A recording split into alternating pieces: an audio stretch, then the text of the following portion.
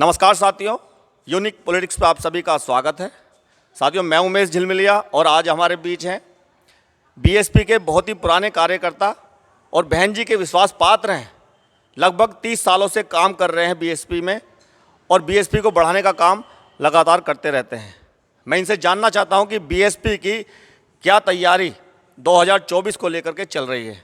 जिस तरह से सभी पार्टियां अपनी अपनी तैयारी में लगी हुई हैं, उसी तरह बीएसपी ने कैडर कैंप गांव-गांव चला रखे हैं।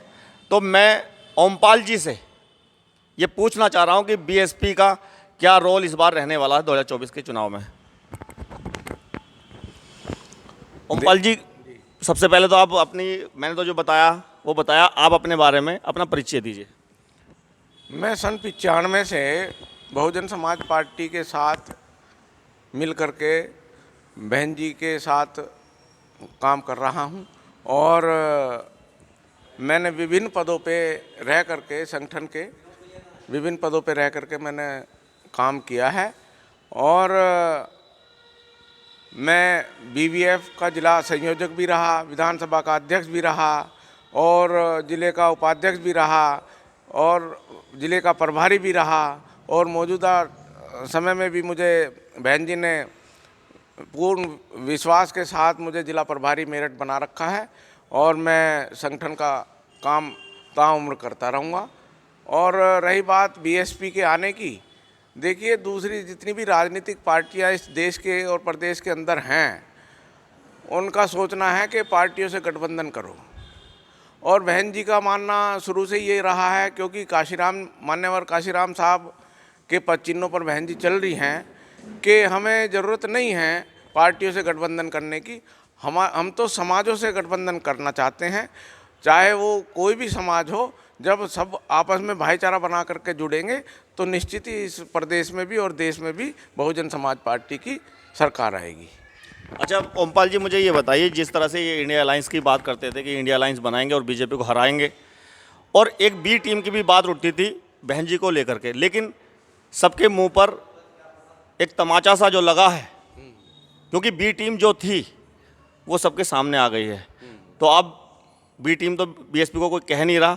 उत्तर प्रदेश के अंदर जिस तरह से ये चुनाव बसपा वर्सेस बीजेपी बनता जा रहा है, इसमें क्या लग रहा है कि जो दूसरी पार्टियां हैं, जिस तरह से समाजवादी पार्टी बिखरती जा रही है, तो उसका फ़ायदा किसको मिलने वाला है? अभी कुछ दिन बाद आपको पता चल जाएगा। जैसे ही देश के अंदर लोकसभा का चुनाव घोषित होगा और आचार संहिता लगेगी, तो बहुजन समाज पार्टी में दूसरे दलों से आने वालों की भगदड़ सी मच जाएगी और बहुत जल्दी बहुत सारे लोग, दूसरी पार्टियों के लोग बहुजन समाज पार्टी को ज्वाइन करने वाले हैं।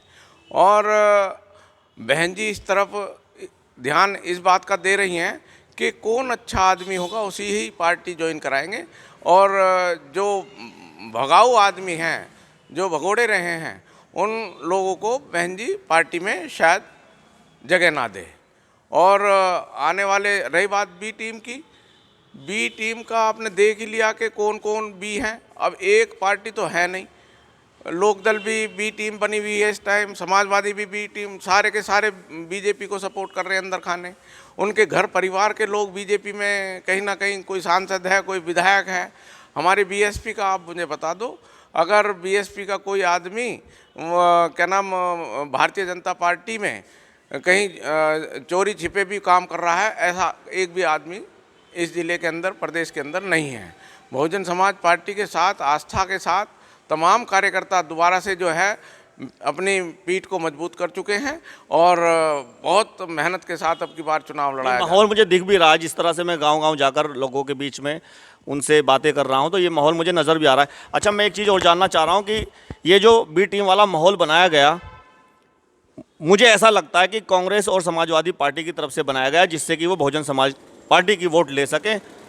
इसलिए देखिए, अभी कुछ दिन पहले कई 4-5 राज्यों के चुनाव हुए थे, उसमें आपने देखा कि एक गठबंधन के बाद चल करके जो है पार्टियों ने जो है चुनाव लड़ा। उसमें आपने देखा कि बीजेपी ने अपने अपने तीर चलाए और जो यहाँ पर जैसे समाजवादी पार्टी है उत्तर प्रदेश में, उसके ही समाज के आदमी को मुख्यमंत्री बना दिया, यादव समाज के। तो प्रदेश में जो यादव समाज कहा जाता है कि समाजवादी पार्टी का वोट बैंक है, तो वो वोट बैंक मैं समझता हूँ 75% जो है बीजेपी के साथ चला गया। और अब नाम के लिए मुस्लिम की बात करते हैं, मुस्लिम समाज ने देखा कि जब यादव समाजवादी पार्टी के साथ नहीं है तो उसका इरादा बदल चुका है और वो बहुजन समाज पार्टी की तरफ आशा भरी निगाहों से देख रहा है, बहन जी की तरफ आशा भरी निगाहों से देख रहा है। और बहुत जल्दी आप लोगों को रिजल्ट भी मिलेगा।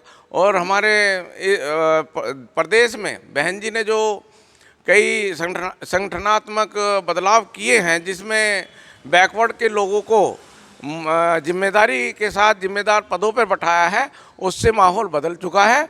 और पाल समाज, प्रजापति समाज, कश्यप समाज, गुर्जर समाज, जाट समाज, ये समाज जितने भी बहुत अच्छी संख्या में बहुजन समाज पार्टी के साथ जुड़ते जा रहे हैं।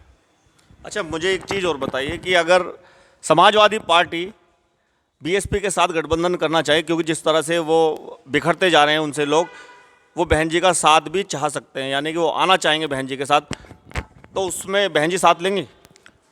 देखो, अब मैंने आपसे बताया कि समाजवादी पार्टी के पास अपना जनाधार खत्म हो चुका है। और रही बात, बहन जी पहले भी गठबंधन किया था बहन जी ने, और जब उनके पास जनाधार नहीं है तो बहन जी क्यों अपनी बात को खराब करेंगी। उनका सारा का सारा वोट बैंक जो है बसपा की तरफ ट्रांसफ़र हो रहा है। और मैं समझ रहा हूँ कि अब की बार हम लोग इस प्रदेश में 80 सीटों में से 35 सीट 40 सीट हम लोग लेके जाएंगे। मुझे तो सुनने में आ रहा कि 80 की 80 सीट जीत रही है बसपा। देखिए, हम ज़्यादा बड़ी बात नहीं करते, प्रदेश के अंदर 40 सीट हम लोग लेके जाएंगे। और अकेले अपने दम पर चुनाव लड़ते हैं अगर, और बीजेपी को हम रोकेंगे। बीएसपी में ही इतना दम है कि बीजेपी को रोक सकती है। जैसे उत्तर प्रदेश की हम बात कर रहे हैं, 80 सीटें हैं, यहीं से लोकसभा का रास्ता निकलता है। जो यहाँ से जीत जाता है वो केंद्र में सरकार आसानी से बना लेता है, जिसकी यहाँ 40 से ज़्यादा सीट आ जाती हैं वो केंद्र में सरकार उसकी बन जाती है। अगर 40 बीएसपी के साथ आती हैं तो एक कुछ सीटें और किसी के पास भी जाएगी। मुझे आप ये बताइए कि अगर कांग्रेस और समाजवादी पार्टी और बीएसपी ये तीनों अलग अलग चुनाव लड़ती हैं, बीजेपी भी अलग चुनाव लड़ेगी, फिर आरएलडी उसके साथ रहेगी, लेकिन आरएलडी का ज़्यादा फायदा बीजेपी को मिलता नज़र नहीं आ रहा, क्योंकि जिस तरह से किसान उनके खिलाफ हो गए हैं उनके फैसले से, तो आरएलडी का ज़्यादा फायदा उनको मिलेगा नहीं। तो अकेले चुनाव लड़ने पर कौन आपको सबसे ज़्यादा मजबूत नज़र आ रहा है? वैसे तो आप बसपा की बात करेंगे, तो मैं थोड़ा सा गणित समझना चाह रहा हूँ। देखिए, जहाँ तक आरएलडी की बात है, हमारे एक नेता कहा करते थे कि अनपढ़ जाट पढ़े जैसा और पढ़ा लिखा जाट खुदा जैसा। पढ़ा लिखा जाट समाज का आदमी, नौजवान, अब बहकने वाला नहीं है। बहन जी की सरकार देखिए, एक एक परिवार में से 3-3 आदमी, 4-4 आदमी भर्ती हुए और बिल्कुल साफ सुथरी भर्ती रही। और जिस परिवार से 4-4, 3-3 लोग भर्ती हुए हैं, नौकरी में गए हैं बहन जी के शासन में, वो कैसे बीएसपी को भूल जाएंगे। और रही बात चौधरी साहब की, चौधरी साहब ने ये बहुत गलत कदम उठाया है। और जाट समाज क्या नाम बीएसपी के साथ अब की बार बहुत बड़ी भारी संख्या में पार्टी के साथ जुड़ेगा। बहुत बहुत धन्यवाद ओमपाल जी। ओमपाल जी ने बताया कि जिस तरह से ये तैयारी कर रहे हैं, कैडर कैंप चल रहे हैं, कैडर कैंप चल रहे हैं सर आप? जी जी जी जी। तो क्या रिस्पॉन्स है? देखिए, 403 विधानसभाएं इस प्रदेश के अंदर, और रोज हर विधानसभा में एक कैडर कैंप हो रहा है। और आप कैलकुलेशन कर लो कि एक विधानसभा में कम से कम 150-200 आदमी जब किसी मीटिंग में आएंगे, पूरे प्रदेश में उसको मल्टीप्लाई कर दो 403 विधानसभाओं से, तो कई लाख लोग डेली हमारा कैडर कैंप लगने से, बीएसपी के कैडर कैंप लगने से पार्टी की बात हो रही है और पार्टी से जुड़ाव हो रहा है। तो जब हमारा 1 महीने का ये कार्यक्रम है, तो इस 1 महीने में कितने लोगों के साथ हम लोग रूबरू होंगे और उनसे मिलकर के बहुजन समाज पार्टी को मजबूत कर रहे हैं। और ये कम से कम 40-50 लाख लोगों से हम लोग अंदर खाने कैडर कैंप के माध्यम से जुड़ रहे हैं। अच्छा, कोई सवाल जनता का आपके बीच आ रहा हो? जनता के लिए नहीं, जनता आपसे कोई सवाल पूछ रही हो महंगाई को लेकर, बेरोजगारी को लेकर? हाँ हाँ हाँ भैया, जब हम जाते हैं क्षेत्र में तो तमाम गरीब लोग जो है तमाम तरह के सवाल पूछते हैं। उनके सवाल ऐसे ऐसे होते हैं कि हम बीएसपी की सरकार किस तरीके से बन जाए। बीएसपी के नेता में ही इतना दम है कि हम लोगों को बेरोजगारी से मुक्ति मिलेगी, हम लोगों को यहाँ पर अमन चैन मिलेगा। मुस्लिम समाज इस वक्त ठगा सा महसूस कर रहा है और उसको ऐसा लग रहा है कि कहीं हम लोग इस देश के बाशिंदा ना हो करके किसी दूसरे देश के लोग हैं। वो डरे हुए हैं, सहमे हुए हैं इस देश की सरकार से।